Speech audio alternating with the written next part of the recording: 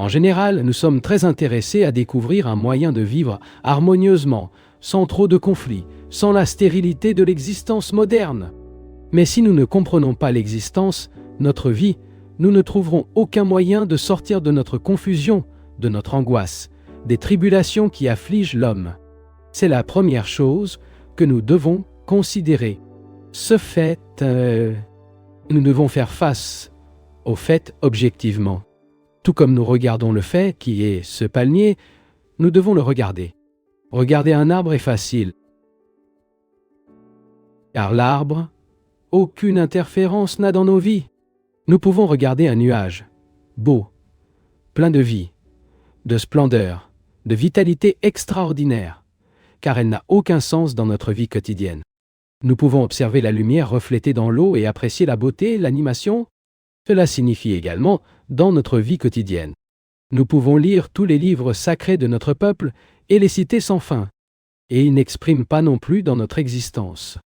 Et, pour comprendre l'arbre, le nuage, les réflexes brillants dans l'eau que nous devons regarder, et pour regarder, nous devons avoir un esprit vide. Je ne sais pas si vous avez déjà regardé une fleur, pas indifféremment, si jamais vous avez observé une fleur. L'observation d'une fleur est aussi importante que de vous observer, parce que lorsque nous observons une fleur, nous commençons à apprendre à observer. Lors de l'observation d'une fleur, la plupart des gens incluent dans l'observation pour le nommer. Ils disent que c'est une rose, un violet, un printemps. Et de cette façon, ils ne regardent plus. La verbalisation du fait est une distraction qui nous retire du fait.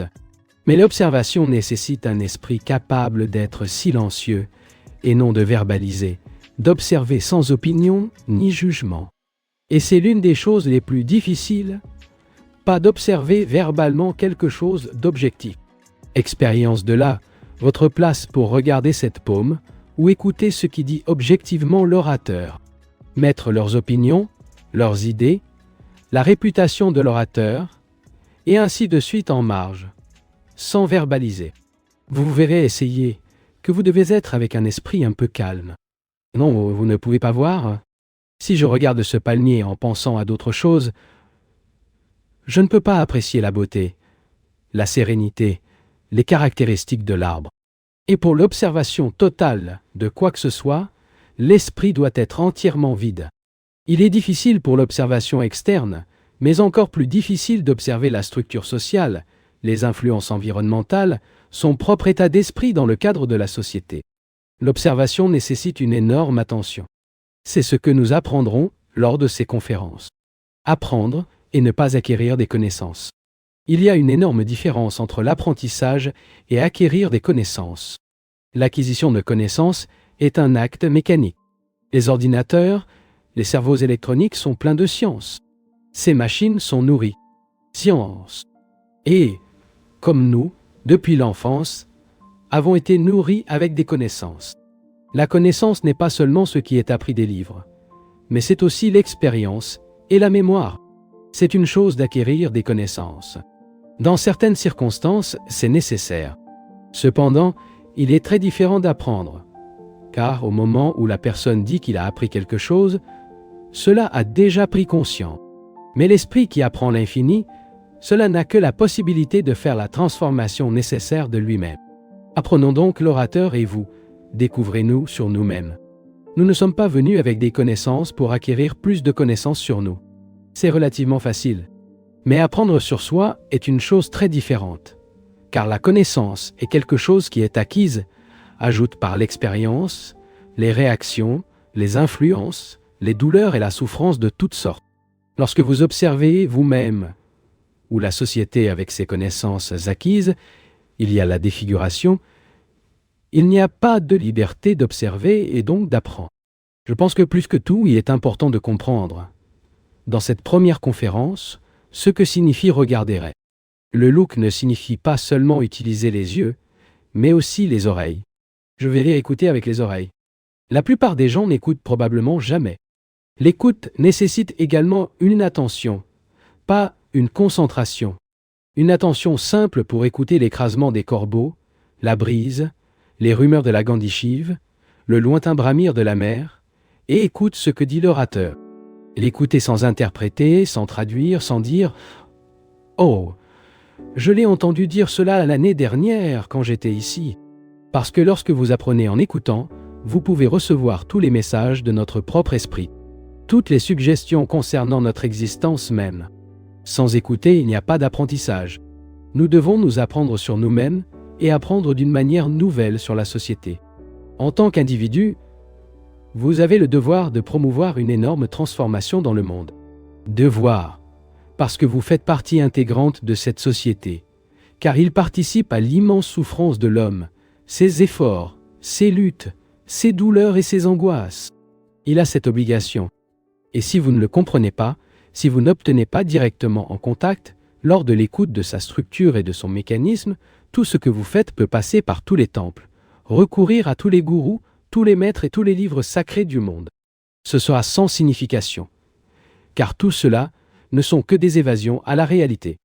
Nous avons donc, pour comprendre cette existence, cette vie, nos relations avec la société. Non seulement nous devons comprendre nos relations mutuelles, nos relations sociales, mais toujours les transformer radicalement. C'est notre obligation. Mais nous ne semblons pas réaliser à quel point cela est urgent. Nous attendons les politiciens ou une philosophie ou quelque chose de mystérieux pour faire fonctionner une transformation en nous-mêmes.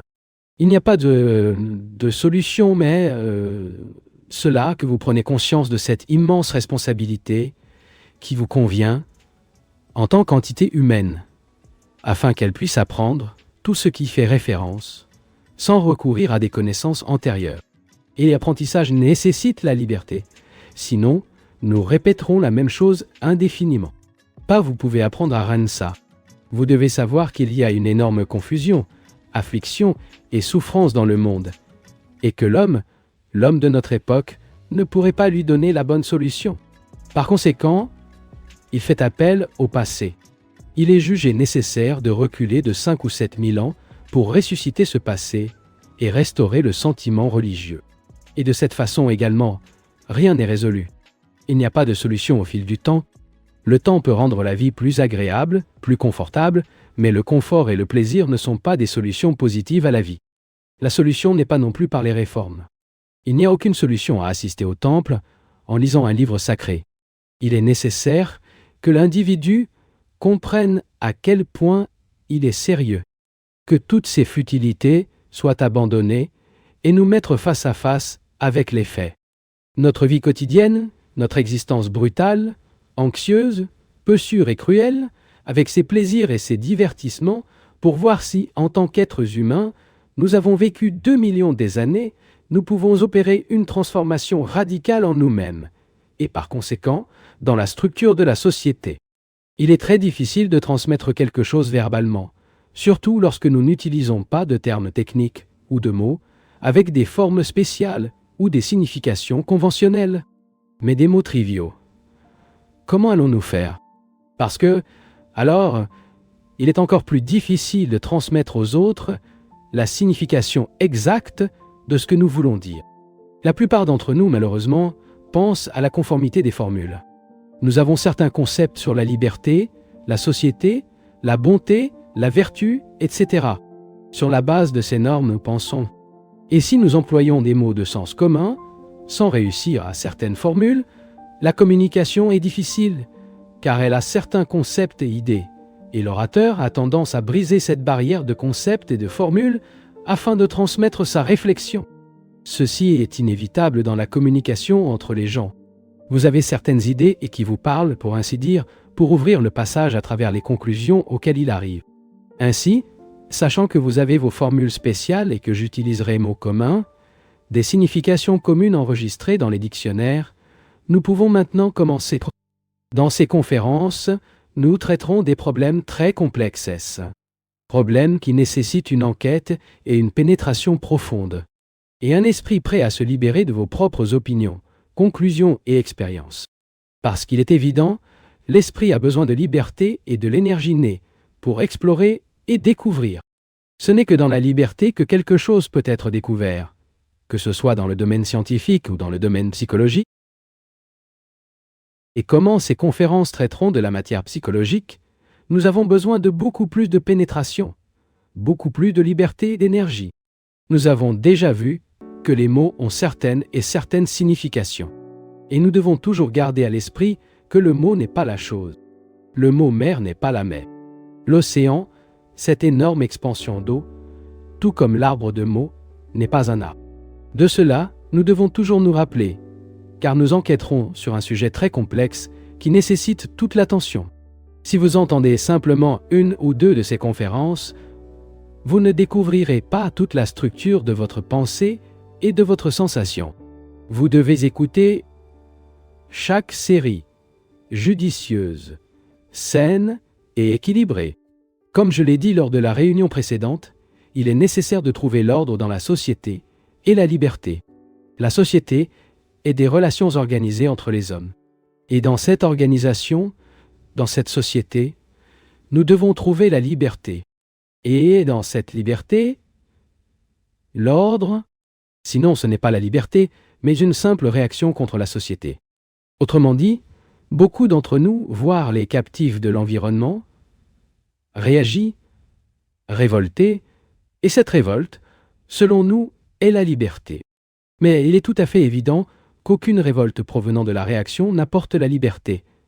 Elle n'apporte que des troubles. La liberté est un état d'esprit qui ne résulte d'aucune réaction. Un tel communisme, qui est une réaction au capitalisme, et cette réaction, dans la vie quotidienne ou dans une société organisée, ne peut générer plus de troubles. Dans la société, il y a l'ordre technologiquement, comme on le voit dans le monde. L'ordre est nécessaire pour que les individus puissent vivre et travailler ensemble. Toute coopération nécessite l'ordre. Mais cette commande est un produit de besoins technologiques, le besoin créé par la commodité, la peur, etc. Dans cet ordre technologique, il y a des troubles, car l'homme n'est pas libre. Ce n'est que lorsque les relations psychologiques entre les hommes et ces relations sont comprises que l'ordre est établi. Ce n'est qu'alors que la liberté y a. Et cela devrait être clairement compris entre l'orateur et vous. Lorsque nous parlons de liberté, nous ne parlons pas de réaction. Nous faisons référence à l'ordre né de la compréhension intégrale du psychique humain, à l'essence totale de l'homme, à toute la structure sociologique et psychologique de l'homme. Comprendre cette structure naît la liberté qui apporte l'ordre. Ce n'est que dans cet ordre que les hommes peuvent vivre paisiblement. Telle est la cible que nous avons dans ces conférences. Il s'agit de promouvoir une transformation de l'esprit humain par la compréhension des relations sociologiques et psychologiques de l'homme.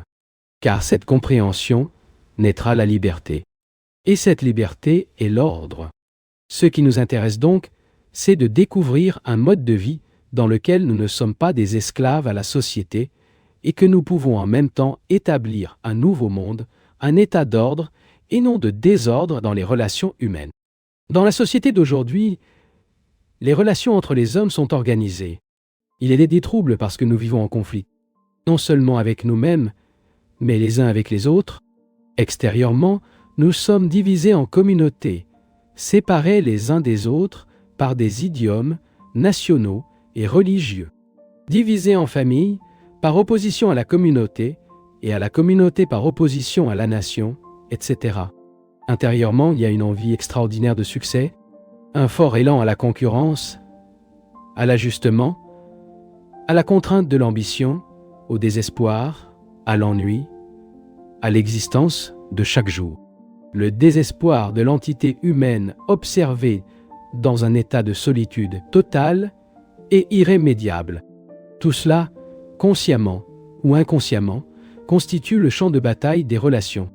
À moins que l'ordre ne soit établi dans ces relations, quel que soit le résultat de la révolution économique, sociale ou scientifique, la désintégration est inévitable, car elle n'a pas été comprise, résolue et libérée la structure de l'esprit humain.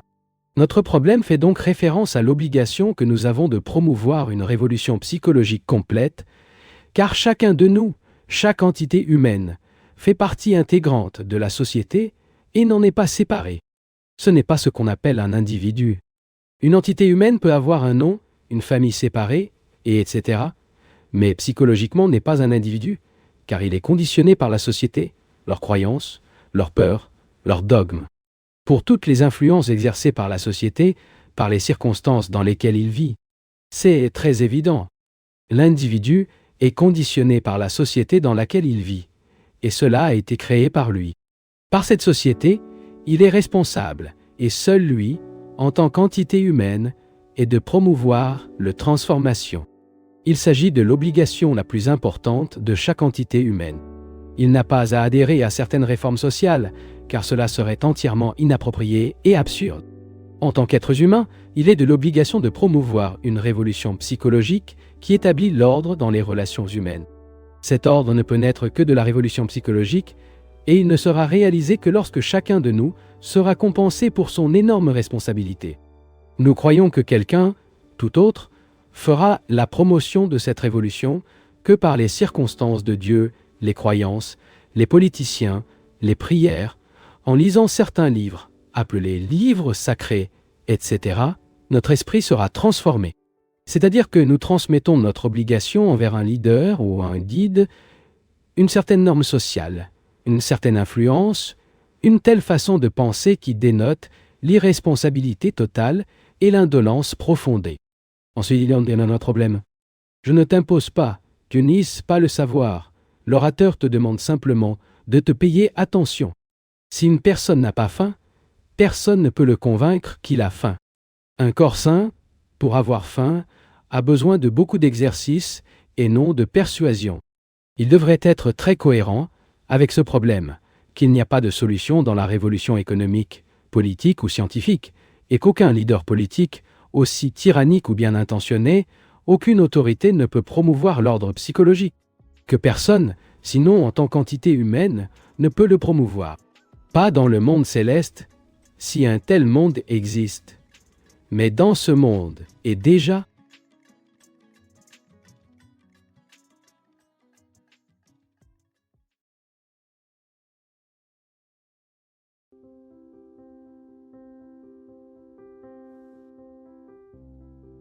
prenant conscience de cette responsabilité, cette obligation est très difficile. Nous devons travailler, non seulement en nous, mais aussi dans nos relations avec les autres. Avec le travail de mots, je ne veux pas dire en pratique une formule studia, une théorie absurde, les accessions fantastiques de certains philosophes, gourous ou instructeurs. Toutes ces choses sont des infantiles, inappropriées d'un individu mature.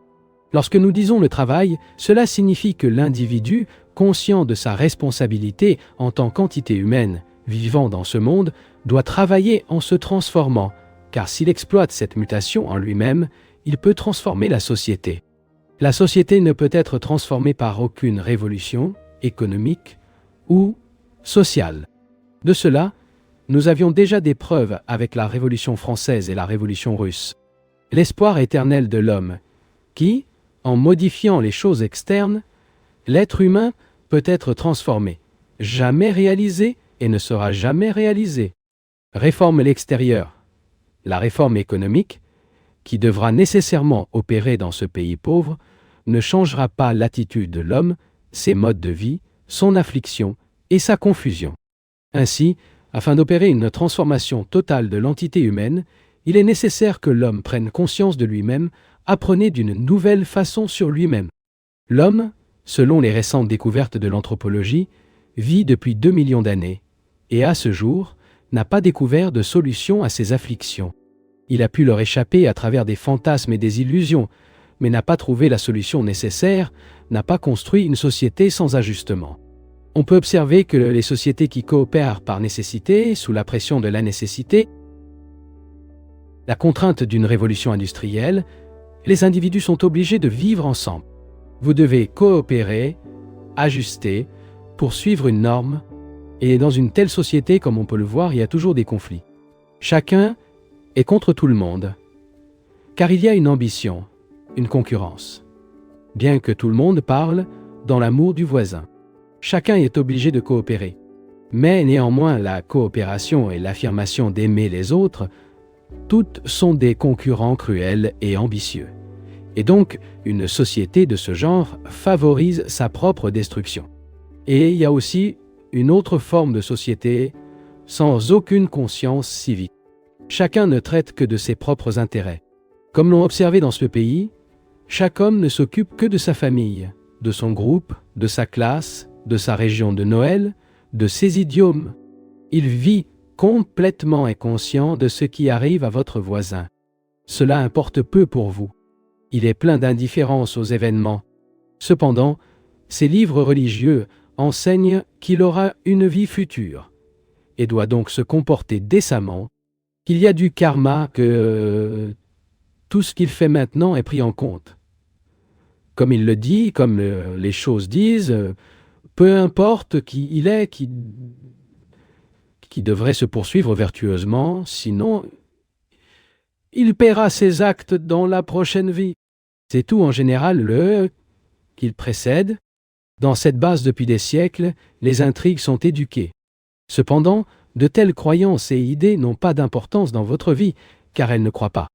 Ils continuent de se comporter comme s'il s'agissait de la seule vie vraiment importante, car elles continuent de rivaliser, d'être ambitieuses, de détruire son compatriote socialement et privé d'un esprit civique. Il existe donc deux formes de société.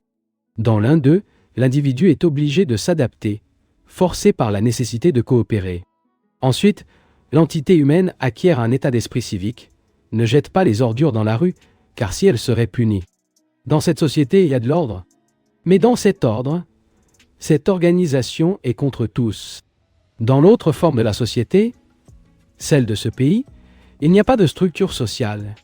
Il n'y a pas de conscience civique mineure, car personne ne croit en ce qui est dit ou enseigné.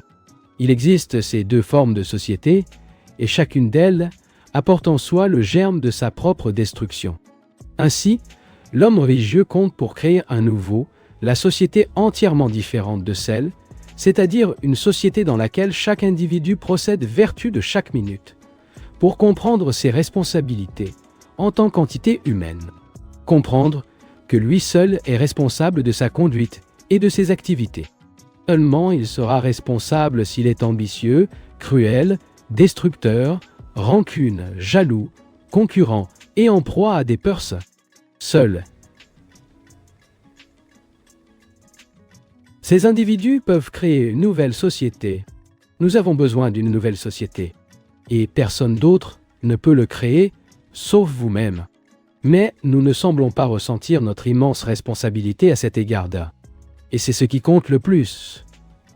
Tout d'abord, parce que c'est la base appropriée, c'est-à-dire le comportement vertueux, la conduite équitable, qui n'est pas une conduite dictée par une norme, mais une conduite qui découle de l'apprentissage.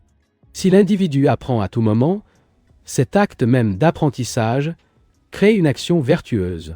Par conséquent, seul l'esprit religieux peut créer la nouvelle société. Et, comme je l'ai dit, chacun doit apprendre à vous connaître par vous-même, et non par l'enseignement enseigné par les autres, ou leurs livres sacrés, car tout cela est entièrement inconscient de votre propre être, et donc sans aucun sens. Il a tendance à apprendre d'une nouvelle manière à se connaître. Vous devez donc apprendre à vous observer. Tout comme il observe cet arbre, vous devez vous observer. Comme cet arbre le note sans le défigurer, il doit être observé sans défigurer ce qu'il voit. Et c'est la plus grande difficulté car nous n'aimons pas regarder les faits, préférant prendre conscience de ce qu'il faut nous donner du plaisir et donc éviter les faits. Si je veux me connaître, apprendre les faits en moi existants, je dois observer chaque instant de mon esprit, chaque sentiment que j'ai, et ne jamais dire qu'un tel sentiment a ou non est une raison d'être. Rien de nier et rien de modifier, mais simplement d'observer ce que je suis. Cela nécessite une certaine discipline, car l'observation du fait est elle-même une discipline. Remarque, s'il vous plaît, regardez la fleur, et vous verrez à quel point il est difficile de l'observer sans vous donner un nom, sans aucune réaction d'aucune sorte, sans dire qu'il l'aime ou ne l'aime pas. Observez-le simplement. Vous verrez donc à quel point il est difficile d'observer objectivement tout ce qui existait, entièrement en dehors de nous-mêmes. Et si vous retournez à l'intérieur, l'observation devient beaucoup plus difficile parce que vous avez des opinions sur vous-même, ce qui devrait être, ce qui ne devrait pas être, ce que c'est, l'opinion de ce qu'est le surmoi, l'Atman, Dieu, tout ce que vous pensez être, parce que sur vous-même, a tellement d'idées fantastiques. Et ce sont ces souvenirs, ces fantasmes, ces illusions, ces expériences, toutes ces connaissances acquises qui vous empêchent de vous observer. Et restez conscient de tout cela, des connaissances sur diverses manières, et ne le laissez pas interférer avec l'observation de vous-même. Cet acte lui-même apporte avec lui la discipline nécessaire. Pour aller trop loin, nous devons commencer par ce qui est très proche. Nous devons commencer ici, pas de l'autre côté du existence. Cela devrait commencer par la Terre avec nous, avec des êtres humains, avec vous-même. Et n'essayez jamais de découvrir la beauté transcendantale de la vie.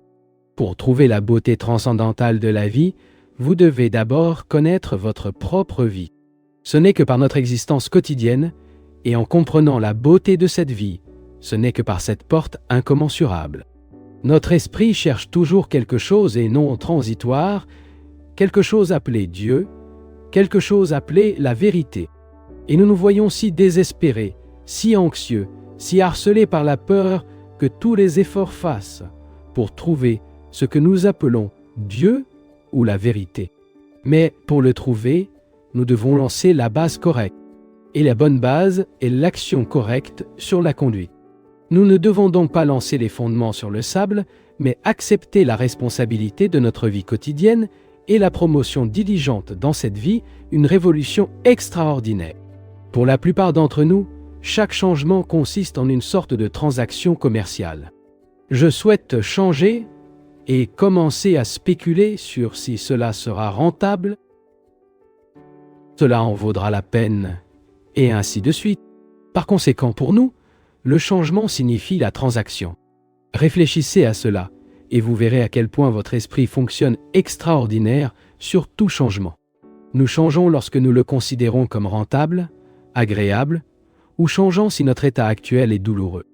Mais chaque changement spéculatif n'est pas du tout un changement. Par conséquent, si notre esprit souhaite trouver la réalité, il doit commencer par lui-même. Et il y a quelque chose non mesurable par l'esprit ou les instruments inventés par l'homme. Il y a la vérité, le bonheur. Mais ce n'est pas par des prières ou des espoirs que nous allons réaliser, mais parce que nous devenons totalement responsables de chacune de nos actions, chaque jour, chaque minute de la journée. Ainsi, de cette responsabilité, la fleur de compréhension qui est le véritable chemin de la vie émerge. Ce chemin doit être découvert par chacun de nous, car seulement par elle sera atteinte de l'éclairage et des profondeurs.